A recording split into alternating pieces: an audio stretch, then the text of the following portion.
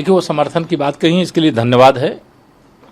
और यूसीसी के बारे में जो लॉ कमीशन है वो सभी देशवासियों से अपने सुझाव देने के लिए कहा है, और जो बसपा सुप्रीमो बहन मायावती जी का सुझाव हो वो लॉ कमीशन को उपलब्ध करावें।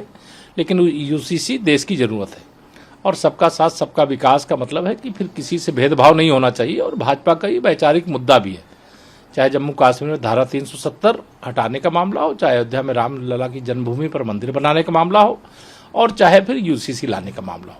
ये एक वैचारिक मुद्दा है, हम इस ओर आगे बढ़ रहे हैं और निश्चित तौर से इसमें सफलता मिलेगी। सर, अभी जिस तरह से अभी खबरें आई हैं, जो वहाँ पे शिवसेना और बीजेपी का गठबंधन था वो उसमें शामिल हो गए, डिप्टी सीएम की उन्होंने शपथ भी ले ली है। कहा जा रहा है कि और भी लोग हैं जो अब और शामिल होना चाहते हैं बीजेपी सरकार के साथ वहाँ पे। देखिए, ये खुशी की बात है कि महाराष्ट्र के अंदर भारतीय जनता पार्टी जो और शिवसेना गठबंधन की सरकार थी, उसमें एनसीपी के दृष्टि से आज अजीत पवार जी अपने साथ बड़ी संख्या में विधायकों को लेकर के आए हैं। उनका भाजपा परिवार में स्वागत है।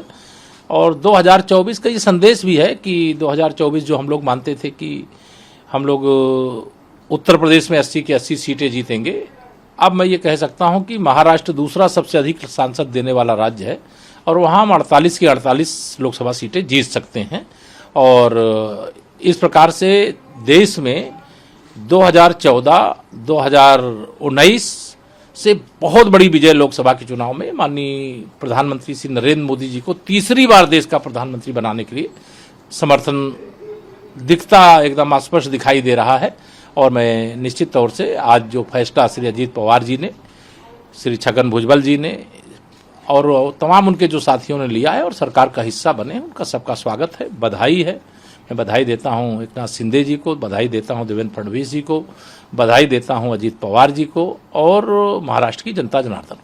छगन भुजबल जी ने कहा कि ये चीज शरद पवार जी कह चुके थे कि प्रधानमंत्री मोदी की जो सरकार है वो दोबारा आने वाली है, तो इसमें बेहतरी सबके लिए ये थी कि एक पॉजिटिव इवेंट पे सब लोग आपसी बात करें और उनके साथ शामिल हो जाएं। उन्होंने अपनी वजह ये बताई बीजेपी को ये शामिल होने की।